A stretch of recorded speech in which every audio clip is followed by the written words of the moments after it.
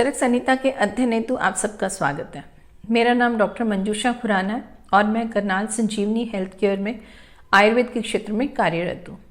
यहाँ हम चरक संहिता का नियमित रूप से अध्ययन कर रहे हैं और अभी तक हमने सूत्र स्थान के प्रथम 11 अध्यायों का अध्ययन कर लिया है और अब हम अध्याय 12 जिसका नाम है वात कला कल्ये अध्याय का अध्ययन कर रहे हैं। पूर्व कक्षा में हमने जाना कि इस अध्याय के अंतर्गत 3 दोष वात पित्त कफ का वर्णन किया गया है और यहाँ पर अध्याय का नाम जो कला कल्ये मतलब वात कला कल्ये कहा गया, तो इसका मतलब कि यहाँ पर एक तो वात को प्रमुख माना गया, प्रधान माना गया और फिर वात का सूक्ष्म रूप से यहाँ वर्णन किया गया है। हालांकि पूर्व अध्यायों में भी त्रिदोष के बारे में वर्णन मिलता है, लेकिन यहाँ पर कुछ विस्तार से वर्णन किया गया है और इस अध्याय के अंतर्गत ही वायु को तीनों दोषों में प्रधान माना गया और उसका कारण बताया है कि पित्त और कफ स्वयं कार्य नहीं कर सकते, उनकी कार्य की प्रवृत्ति केवल वायु के द्वारा होती है। तो उदाहरण देते हुए भी कहा कि जिस प्रकार वायु मेघों को एक स्थान से दूसरे स्थान पर ले जाती है और फिर उससे कार्य करवाने में प्रवृत्त होती है, इसी प्रकार यहाँ कफ और पित्त दोनों दोषों के लिए वायु जो है वो चलायमान है और उन्हीं के द्वारा ही ये कफ और पित्त के अन्य कार्य संपन्न होते हैं। तो इस प्रकार वात को प्रधान माना गया। आगे आने वाले अध्यायों में भी 3 तरह के दोषों से होने वाले रोगों की संख्या बताई गई है और इसके अंतर्गत वायु से होने वाले अधिकतम रोग बताए गए हैं और इनकी संख्या 80 है और फिर पित्त से होने वाले दोषों की या पित्त से होने वाले रोगों की संख्या 40 बताई गई है और कफ से होने वाले रोगों की संख्या केवल मात्र 20 बताई गई है।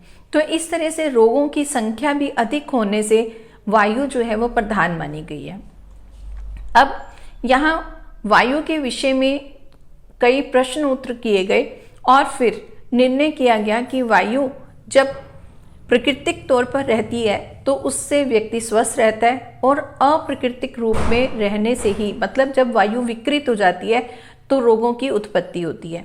और शारीरिक वायु के साथ ही उन्होंने यहाँ पर सांसारिक मतलब संसार में जो अन्य वायु है, शरीर के बाहर जो वायु है उसके बारे में भी बताया कि विकृत और प्राकृतिक वायु के क्या क्या लक्षण है और उनके क्या क्या कार्य हैं। तो यह हम पूर्व कक्षा में इस अध्याय के अंतर्गत हम जान चुके हैं। अब हम ये जानते हैं कि ये वायु कितनी तरह की है। अब यहाँ वायु को 5 तरह के माना गया है, यानी हम ऐसा कहें कि वायु के 5 भेद बताए गए हैं। तो वे हैं प्राण वायु, उदान वायु, समान वायु, व्यान वायु और अपान वायु। तो ये 5 प्रकार की वायु के स्थान अलग अलग हैं और फिर उनके कार्य भी अलग अलग हैं।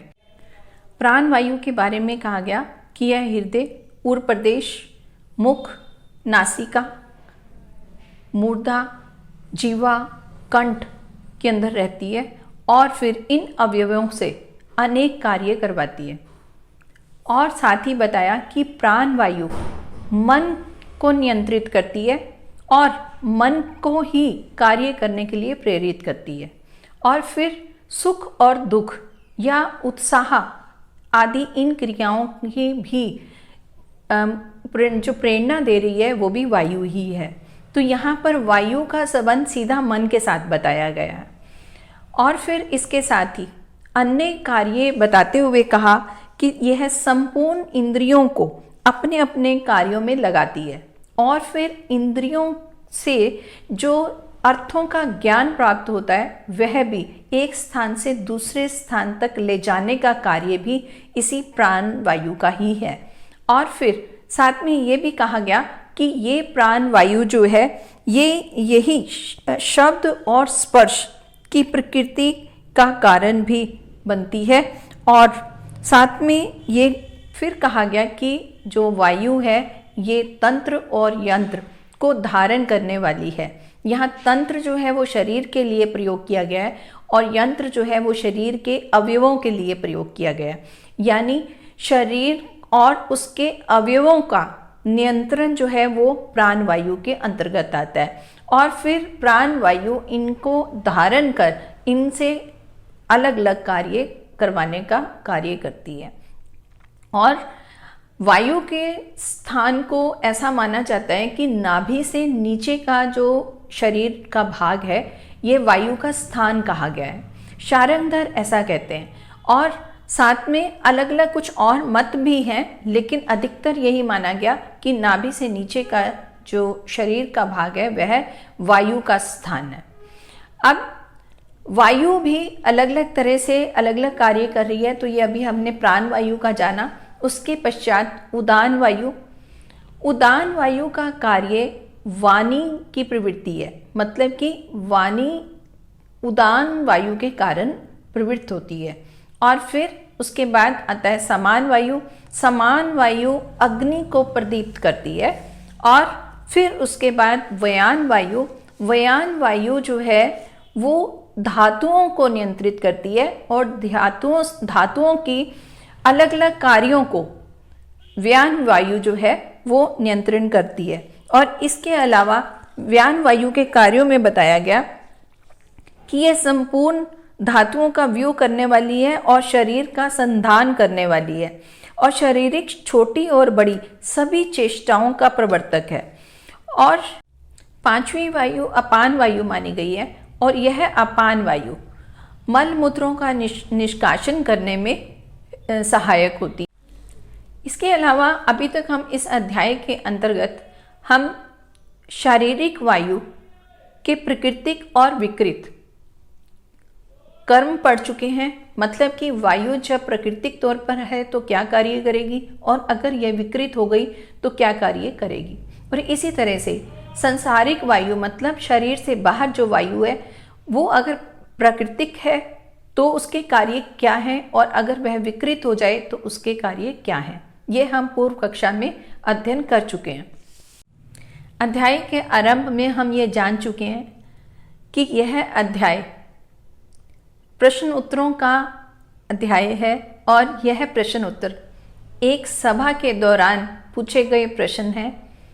और अगर हम आज की भाषा बोलें तो यह एक तरह का कॉन्फ्रेंस था जहाँ पर अलग अलग जगह से अलग अलग महर्षि या चिकित्सकगण पहुँचे थे और उन्होंने कुछ जो प्रश्न किए और फिर उत्तर दिए। तो यहाँ जो पित्त संबंधी प्रश्न का उत्तर दिया गया वो मरीचि वैद्य ने दिया। और मरीचि वैद्य कह रहे हैं कि जो शरीर में पित्त के अंतर्गत रहने वाली अग्नि है वही कुपित और अकुपित मतलब स्वस्थ होकर शरीर में शुभ और अशुभ अनेक कार्य करने वाली है।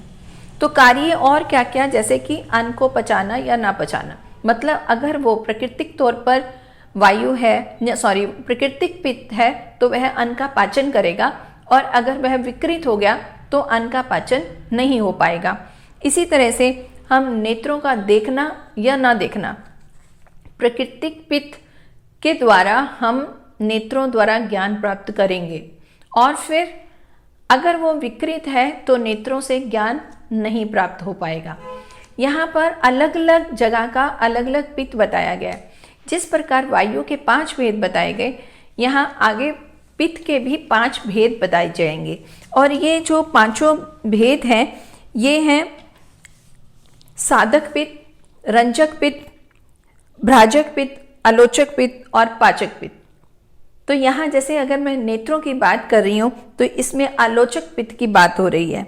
और इसी तरह से अगर हम अलग अलग कार्यों को जानेंगे तो वो अलग अलग भेद के बारे में हमें मालूम होगा कि 5 तरह का जो पित्त है वो अलग अलग कार्य करेगा।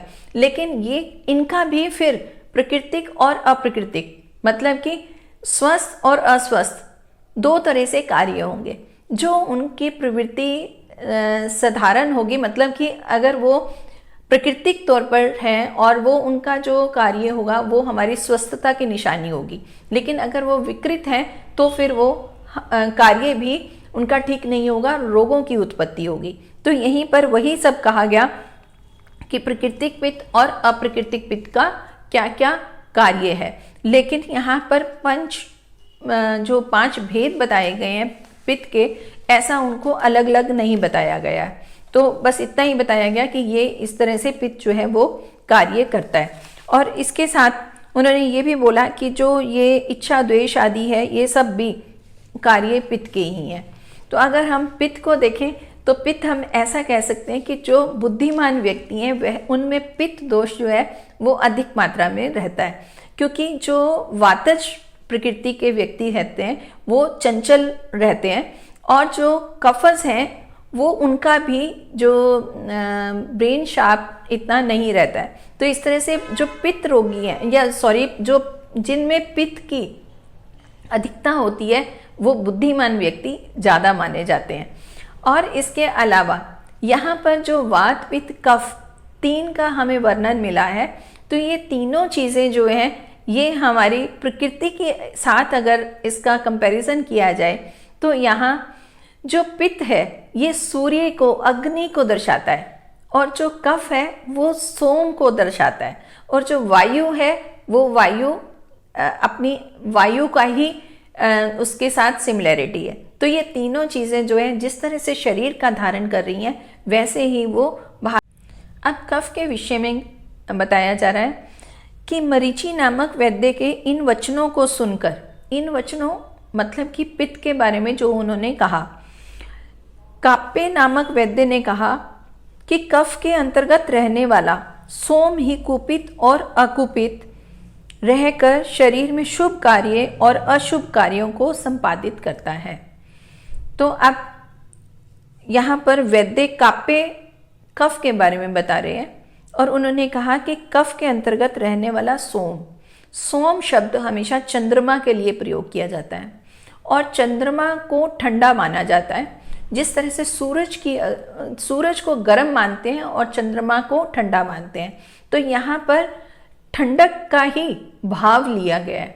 और फिर ऐसा कहा गया कि उससे कुपित और अकुपित, मतलब अगर वो स्वस्थ है या उसको हम साम्यावस्था कह सकते हैं, या फिर वो विकृत है, तो उससे शरीर में जो प्रभाव पड़ेगा वो किस तरह से है वो उदाहरण देके बता रहे हैं कि शरीर में दृढ़ता और शिथिलता, ये दोनों जो हैं वो विपरीत अर्थक शब्द हैं।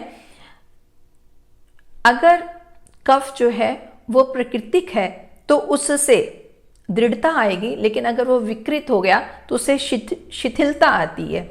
और साथ ही शरीर का उपचय, मतलब शरीर में मोटा हो जाना, और फिर उसका दुबलापन, मतलब कि उसका विपरीत। तो ऐसा भी प्राकृतिक और अप्राकृतिक मतलब विकृत कफ के कारण होता है। और साथ ही उत्साह और आलस, तो ये भी दोनों चीज़ें कफ के अधीन है, लेकिन ये दोनों प्राकृतिक और विकृत अवस्था की बात हो रही है। और साथ में वृषता और नपुंसकता, और विषयों का ज्ञान और अज्ञान, और फिर बुद्धि मतलब यथावत कार्य करना, और मोह मतलब बुद्धि का ठीक कर्म ना करना। तो ये भी दोनों विपरीतार्थी मतलब कि एक दूसरे के उल्टा कार्य हैं, और ये कफ की फिर वही स्थिति प्राकृतिक और अप्राकृतिक आदि और अन्य द्वंद्व शक्ति और अशक्ति आदि को उत्पन्न करना। तो इस तरह से ये कफ के विषय में बताया गया कि प्राकृतिक और अप्राकृतिक रूप में कफ क्या क्या कार्य करता है। अब यहाँ पर कफ के भेद अभी नहीं बताए गए हैं, वो आने वाले अध्यायों में होंगे, लेकिन हमें मालूम है कि ये अध्याय मतलब इस जो कफ के 5 भेद बताए गए हैं, और ये 5 भेद अवलंबक, क्लेदक, तर्पक, बोधक और श्लेष्मक। अब ये पांचों तरह के कफ, इनका अलग अलग स्थान है, अलग अलग कार्य है, और वो किस तरह से संपन्न होता है ये अभी इस अध्याय के अंतर्गत नहीं, बल्कि आने वाले अध्यायों में हम अध्ययन करेंगे। अब यहाँ पर ये वाद विवाद समाप्त होता है, और फिर इस सभा के जो सभापति हैं, मतलब यहाँ भगवान पुनर्वसु आत्रेय, ये इनका जो इस सभा का इनको सभापति बनाया गया और इनका निर्णय अब यहाँ पर आएगा। और वो क्या कह रहे हैं, वो कहते हैं कि भगवान पुनर्वसु आत्रेय ने इस प्रकार काप्य के वचनों को सुनकर, काप्य ने मतलब कि जो कफ के विषय में कहा, उसको सुनकर कहा कि आप जब सभी जन, मतलब उन्होंने ऐसा बोला कि जितने भी वक्ताओं ने अभी कुछ बोला है वो सभी जन ठीक ठीक कह रहे हैं, और लेकिन ये सब एकांत या एक पक्षीय सिद्धांत वचन को छोड़कर, मतलब कि केवल किसी ने जब एक शब्द कह दिया, एक उत्तर दिया, केवल हम उसी को ठीक नहीं मान सकते, बल्कि सभी ही ठीक कह रहे हैं। क्योंकि वात, पित्त और कफ ये तीनों शरीर में प्रकृति भूत या समान मात्रा में रहकर जिनकी इंद्रियां कोई भी विकार नहीं हुआ है, ऐसे पुरुष को बल, वर्ण और सुख तथा बड़ी आयु से युक्त करते हैं। मतलब कि जब वात, पित्त, कफ तीनों ही प्राकृतिक रूप में रहेंगे तभी व्यक्ति में बल, वर्ण और सुख और दीर्घायु होगी। और फिर ऐसे जैसे ठीक ठीक रूप में सेवन किए हुए धर्म, अर्थ, काम पुरुष को इस लोक में और मृत्यु के बाद स्वर्ग में बहुत बड़े कल्याण से युक्त करते हैं। तो यहाँ पर जैसा कि अध्याय 11 में भी यहाँ पुनर्जन्म के विषय में बात की गई, पर लोक ऐष्णा की बात की गई थी। यहाँ पर भी यही कहा गया कि ये प्राकृतिक रूप में रहते हुए वात, पित्त, कफ मनुष्य को इस जन्म में और अगले जन्म में भी स्वस्थ रखते हैं। ऐसा कहा गया कि कल्याणकारी होते हैं। और फिर साथ में कहा कि यदि ये वात, पित्त, कफ विकृत हो जाते हैं तो मनुष्य को बहुत बड़े रोग से युक्त कर देते हैं और अल्पायु तथा मृत्यु को देने वाले होते हैं। तो प्राकृतिक अवस्था में दीर्घायु करने वाले और विकृत अवस्था में मृत्यु को देने वाले हैं। और अब उदाहरण बता रहे हैं कि जिस प्रकार प्रलय काल में विकृत हुई ग्रीष्म, वर्षा और हेमंत, ये तीनों ऋतुएं संसार को अशुभ भाव से युक्त कर नष्ट कर देती हैं। तो यहाँ पर ये ऐसा बोला कि विकृत वात, पित्त, कफ उसी तरह से शरीर को खत्म कर देंगे जिस प्रकार विकृत हुई 6 ऋतुएं, और यहाँ पर तो 3 ऋतुएं ही कही गई है, ग्रीष्म, वर्षा और हेमंत संसार को नष्ट करती हैं, उसी प्रकार विकृत त्रिदोष जो हैं वो मनुष्य शरीर को खत्म कर देंगे। तो इस तरह से ये भगवान आत्रेय ने अपना संक्षेप में सारे अध्याय का यहाँ पर सार बता दिया। और फिर आत्रेय मत का समर्थन और उपसंहार भी कहा गया कि इस प्रकार भगवान आत्रेय पुनर्वसु के वचनों को सुनकर सभी ऋषियों ने उनके वचन का अनुमोदन किया और उचित वचन कहने के कारण उनका अभिनंदन भी किया। मतलब सभी ऋषि एक मत हुए। तो यह भी ऐसा कह सकते हैं कि उस समय भी इस तरह से प्रश्न उत्तर करके या एकत्र होकर एक सभा कर सिद्धांत बनाए जाते थे। तो ये भी हम यहाँ पर जान पाए। और इसके पश्चात कहते हैं कि सभी ऋषियों ने आत्रेय पुनर्वसु के इस प्रकार के वचन को सुनकर उसी प्रकार समर्थन और अभिनंदन किया जैसे इंद्र के वचन को सुनकर देवताओं ने समर्थन और अभिनंदन किया था। तो अब ऐसा हमने इस अध्याय में क्या क्या पढ़ा उसके विषय में कह रहे हैं कि यहाँ पर हमने वायु के 6 गुण पढ़े, 2 प्रकार के कारण मतलब प्रकोपक और प्रशामक, वायु के अनेक प्रकार के कर्म, और फिर वायु के 4 प्रकार के कर्म मतलब कुपित शरीर चर और अकुपित शरीर चर, और फिर कुपित अशरीर चर और अकुपित शरीर चर मतलब शरीर के अंदर रहने वाली 2 प्रकार की वायु, और फिर शरीर से बाहर रहने वाली 2 प्रकार की वायु। और साथ ही अलग अलग पित्त और कफ का कर्म जाना, महर्षि का मत और फिर आत्रेय पुनर्वसु का मत, यह सभी बातें इस वात कला कलिये नामक अध्याय में कही गई हैं।